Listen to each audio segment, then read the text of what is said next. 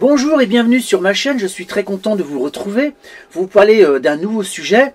Il s'agit de nos animaux à bord des camping-cars. Nous avons un chien, il s'agit de Poppy. Je vais vous montrer une photo de notre chienne. Il s'agit d'un border collie avec un petit mélange de samoyède. Et donc on est nombreux à voyager avec nos animaux de compagnie en camping-car. C'est un excellent moyen de partir en vacances avec des animaux domestiques. C'est même une des formules de vacances les plus adaptées pour eux. Vous pouvez donc les emmener sans problème. En plus, il paraît que les animaux adorent les voyages et moi je peux vous le confirmer, notre chienne adore ça. Alors je vais vous donner quelques conseils pour voyager avec nos charmantes petites bêtes à bord de nos camping-cars. Et donc il y a plusieurs petites choses à faire pour que ça se passe plutôt bien. Alors il faut d'abord habituer votre animal au transport. Dans un premier temps, il faut amener votre animal dans le camping-car, le tester même sans rouler, pour qu'il prenne un petit peu ses repères, qu'il le sente un petit peu le véhicule. Et donc il faudra commencer par des petits trajets et rallonger ensuite petit à petit la durée de ces derniers. Certains animaux acceptent le transport plus vite que d'autres. Il faut faire preuve de patience et de compréhension. Et d'ailleurs, il existe des cachets pour les animaux qui ont ce problème de mal de transport. Il y a le Biocamina mal d'auto qui est connu notamment. N'oubliez pas de vérifier les vaccins de vos animaux avant le départ, surtout si vous partez à l'étranger. Depuis le 1er octobre 2004, tout chien ou chat voyageant dans l'Union européenne doit être identifié, vacciné contre la rage et être en possession d'un passeport européen fourni et rempli par le vétérinaire de votre choix. Là, je vais très brièvement sur les éléments qu'il faut avoir en tête quand on voyage comme ça en camping-car ou quand on voyage tout court avec son animal. Et sur certains points, je vais approfondir. Autre élément qu'il ne faut pas oublier, mais ça, je pense que c'est la base. Ne surtout pas oublier les laisses, que ce soit pour les chats ou pour les chiens. D'une part parce que ça peut être obligatoire dans certains campings ou certaines aires de camping-car. Et sinon, si vous avez un animal pas très sociable, qui pourrait être en mode défense, n'oubliez pas peut-être la muselière. Autre point, il faudra vérifier les lieux de stationnement et savoir s'ils acceptent les animaux. Certains campings, effectivement, n'acceptent pas les animaux de compagnie. C'est plutôt rare, mais ça existe. Et donc, pensez à valider ce point lorsque vous réservez votre emplacement. Donc, vous appelez, vous demandez donc si le camping accepte les animaux, notamment les chiens. Et une fois que c'est fait, au moins vous êtes tranquille. Et aussi, pensez, une fois que vous êtes sur place, à vérifier si vos voisins acceptent facilement les animaux, le chien, parce qu'ils peuvent très bien, eux aussi, avoir un chien qui n'est pas sociable, ou le vôtre. Il y en a qui n'aiment pas du tout que les chiens aboient, enfin, etc. Donc ça peut être compliqué. Donc ça, c'est important à vérifier. Choisissez aussi le bon camping-car pour votre animal. Si vous louez un camping-car, sachez que tous les propriétaires n'acceptent pas forcément nos petites bêtes. Sinon, quand vous optez pour un voyage en camping-car ou si vous achetez un camping-car, il faut bien vérifier au type d'emplacement où votre chien va pouvoir ou votre chat va pouvoir dormir, parce que ça c'est important. D'ailleurs, certaines personnes ont opté pour des camping-cars avec des grandes soutes qu'ils ont aménagées spécialement pour leur animal. Dans tous les cas, le véhicule doit être spacieux, et ce en fonction de la taille bien sûr de votre animal. Pour notre part, nous avons nous un intégral de 7,60 m avec vraiment un bel emplacement. D'ailleurs, j'ai fait une présentation de notre Autostar, c'est le i730 LCA Passion, qui est vraiment hyper spacieux. Et effectivement, notre chienne a vraiment de la place pour circuler, elle a la place pour dormir. Et on aurait pu même aménager la soute, parce qu'on a l'avantage avec ce camping-car, c'est qu'on a accès de l'intérieur à la soute, sur le côté du lit. Donc ça, c'est vraiment génial. On aurait pu très bien donc aménager la soute pour avoir une petite habitation pour notre chienne. Autre point important, c'est la conduite. Et il faut conduire prudemment quand on a un animal. Pendant les temps de transport, je vous conseille de mettre votre animal au sol, plutôt qu'en hauteur. Hein, c'est vrai que des fois, moi je suis assez étonné, alors c'est des petits chiens, mais des petits chiens sur les tableaux de bord, sur des sièges, etc. En fait, imaginez un coup de frein, votre animal, c'est un objet qui va traverser le camping-car, et c'est un objet qui va devenir dangereux. Donc une règle qui limite les risques, c'est de ne pas faire voyager, bien évidemment, votre animal dans la cabine de pilotage, comme je l'ai dit. Il risquerait donc de gêner ou de conducteur. Imaginez votre chien dans les pattes qui est en train de se promener partout. Là, c'est hyper dangereux.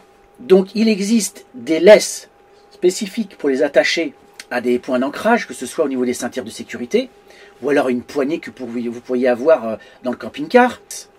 Si vraiment votre animal ne peut pas tenir en place, c'est compliqué, ben malheureusement, il faut le mettre en caisse, c'est ce qu'il y a de plus sécure pour lui. Alors, ce qu'il faut savoir aussi, c'est qu'il n'y a aucune loi qui impose cette façon de faire, mais ça semble du bon sens quand même. Aussi, une chose de bon sens, même si je sais que c'est parfois compliqué pour différentes raisons, mais il faut éviter au maximum de laisser son chien tout seul dans le véhicule. Alors, si c'est inévitable, il faut penser à l'aération. Alors, soit vous laissez un lanterneau ouvert, mais attention, là, c'est le risque de vol, quoique il faut déjà grimper sur le camping-car, mais il y a toujours des malins. Les fenêtres, c'est pareil, si vous laissez un peu entrouvert, c'est très facile avec un trépied de vous faire sauter la fenêtre et quelqu'un peut rentrer. Donc ça, c'est pas forcément la solution. Pour notre part, nous, on a un rafraîchisseur d'air et pas un climatiseur pour notre bien-être et pour le bien-être de notre animal, parce qu'au moins, ça fonctionne sur du 12 volts. Donc là, si vous avez une batterie qui est suffisamment autonome, notamment les batteries lithium, d'ailleurs j'ai fait une vidéo sur les batteries lithium, et bien là, vous pouvez mettre en route le rafraîchisseur d'air, et par expérience que nous avons déjà eu dans un précédent camping-car, un rafraîchisseur d'air, ça fait baisser la température du véhicule quand elle est bien optimisée, quand on l'utilise très très bien. Franchement, c'est top. Alors si vous n'avez pas de rafraîchisseur d'air, le minimum c'est de mettre votre véhicule à l'ombre. Enfin bon, évitez quand même de laisser votre chien tout seul. Alors, je voulais parler un petit peu de la vie du chien à bord de nos véhicules, de nos camping-cars. Je dois avouer que les chiens, et notre chienne en tous les cas, apprécient particulièrement ce mode de vacances, ce mode de transport et de voyage, parce qu'elle découvre tout le temps de nouveaux endroits. Donc vous savez que les chiens adorent renifler plein de nouvelles choses et de nouvelles odeurs. Alors il faut savoir que les chiens sont très routiniers, comme la plupart, et il faut veiller à ne pas changer leurs habitudes, notamment les habitudes alimentaires. On lui donne donc par exemple ses repas à heure fixe, comme à la maison. Ainsi le chien se sent bien et se sent en sécurité. On emportera bien sûr ses jouets, ses tapis, etc. Il faudra penser à dédier un espace à votre animal. C'est un peu comme à la maison, il a besoin d'avoir un espace refuge pour se reposer et s'isoler. Alors il est essentiel d'apprendre quelques règles à votre chien ou votre chat. On le fait plus avec un chien, mais j'imagine que pour les propriétaires de chats, c'est un peu la même chose. En effet, pour sa sécurité, il ne devra pas sortir du camping-car, même si la porte est ouverte. Car potentiellement, il pourrait sortir du camping-car directement sur la route, et à ce moment-là, un véhicule peut traverser et le renverser. Et s'il a tendance à visiter très rapidement les alentours, il faudra peut-être l'attacher à votre camping-car. Alors soit à la poignée d'entrée, soit au marchepied, ou un autre support pour pas qu'il aille à droite et à gauche. Il ne faudrait surtout pas qu'il se perde ou qu'il se mette en danger. Comme j'ai dit, n'hésitez pas à vous éloigner un petit peu des voisins ou d'autres personnes si votre chien a tendance à aboyer. Certaines personnes ne l'acceptent pas, ne supportent pas, et je peux comprendre. Quand vous venez dans un endroit passer vos vacances pendant 15 jours ou 3 semaines et que vous avez tous les soirs ou tous les jours un chien qui aboie, c'est insupportable, vous n'êtes pas là pour ça. Et à bout d'un moment, les gens peuvent péter un câble. Donc il faut penser aussi aux autres. Alors voyager à l'étranger, ça ne se fait pas comme ça à l'improviste, notamment avec son chien. Comme je l'ai dit, depuis 2004, il est obligatoire pour tout chien voyageant dans l'Union européenne d'être identifié, vacciné contre la rage. En tout cas, il y a beaucoup de pays qui demandent cette vaccination et de posséder un passeport européen fourni par un vétérinaire. Alors cela est également valable pour Andorre, l'Islande, la Norvège, la Suisse, Monaco, Liechtenstein, etc., et même le Vatican. Allez, prévoyez de faire votre carnet de santé de votre animal plusieurs semaines avant votre départ en camping-car pour éviter les mauvaises surprises. Donc pour que Médor puisse être du voyage, il a besoin d'un passeport européen pour animaux de compagnie et d'une micropuce.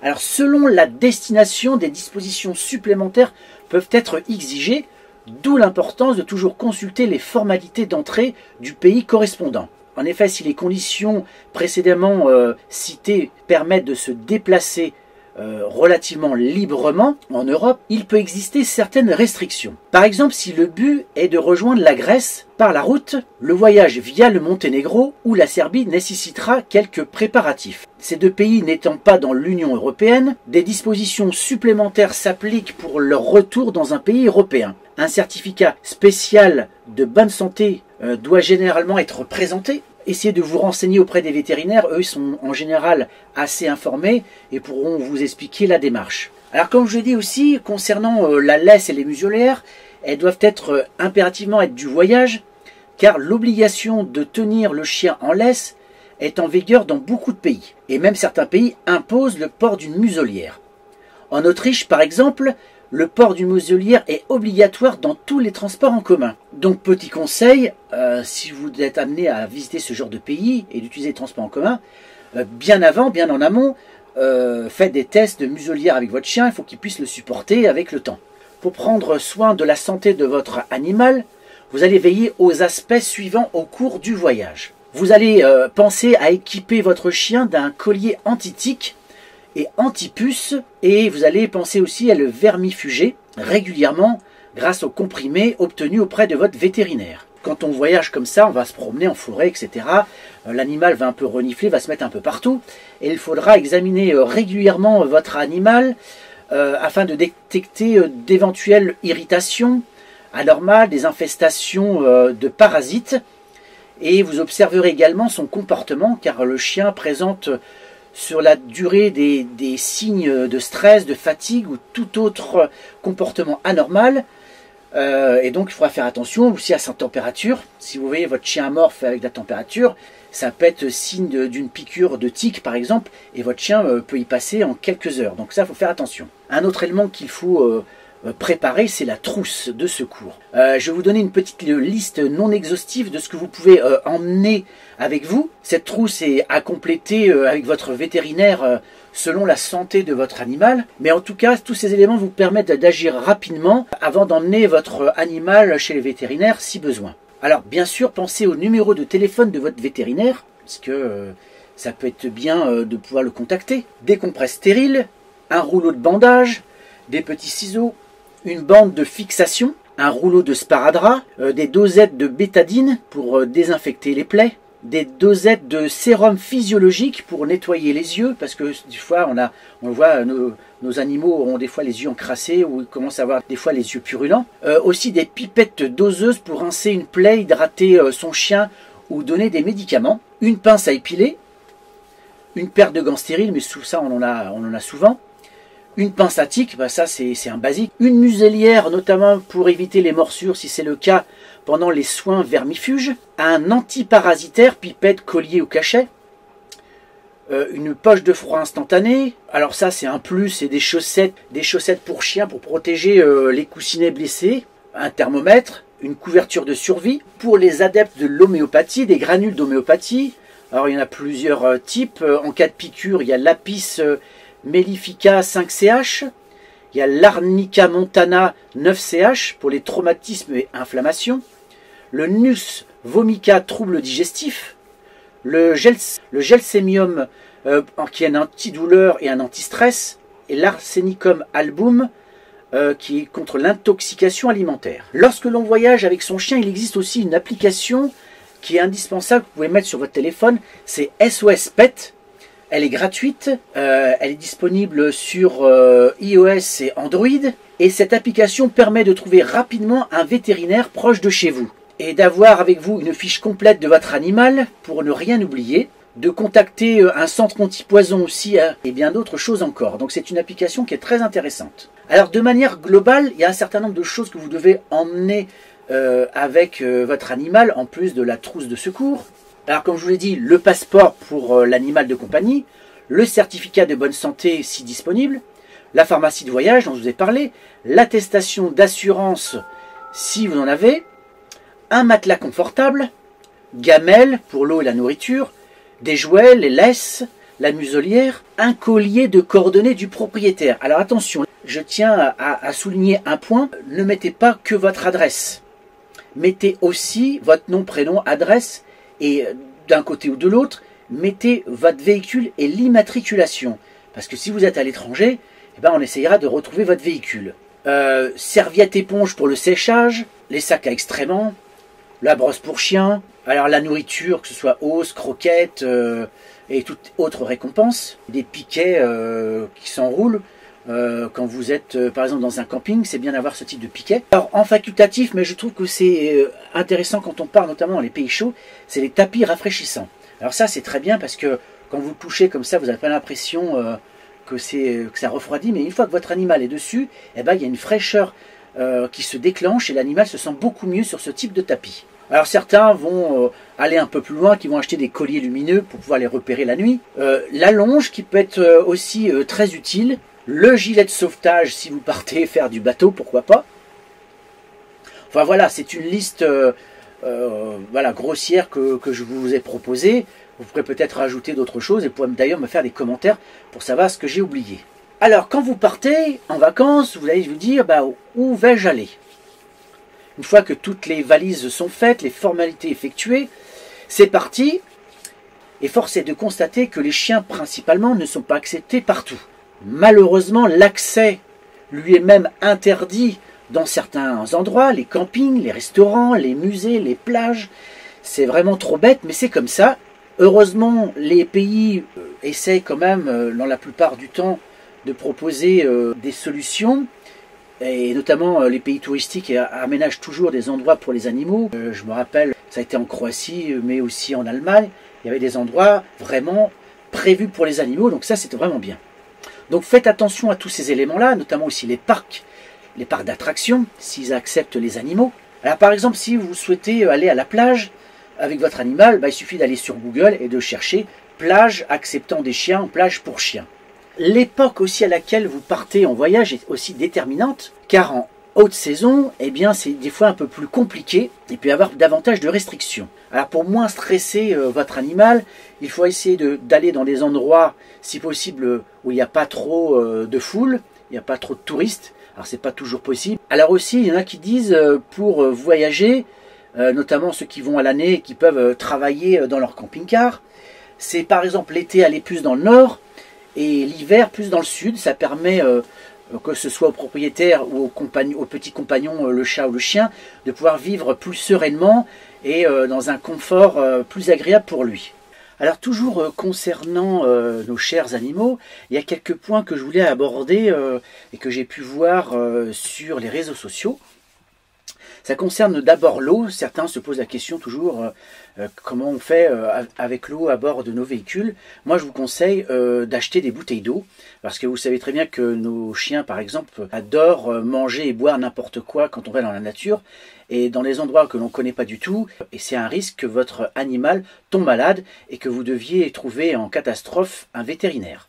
Donc nous on achète des packs d'eau et au moins ça permet de donner à boire comme on veut à notre animal. L'autre point, j'en ai parlé tout à l'heure, ça concerne les vaccins contre la rage et les carnets de vaccination de nos chers animaux. Moi j'ai pu constater sur les réseaux sociaux que la plupart du temps, que ces carnets ou vaccinations ne sont jamais contrôlés. Il n'y a apparemment que dans les pays du Nord et surtout en Norvège où c'est vraiment contrôlé de manière très stricte. Pour le reste, souvent les personnes passent la frontière et il ne se passe strictement rien. Voilà, j'ai terminé cette vidéo concernant les animaux de compagnie à bord de nos véhicules de loisirs. J'espère que cette vidéo vous aura intéressé. N'hésitez pas à faire des commentaires. Abonnez-vous si ça vous plaît. Et je vous dis à très bientôt.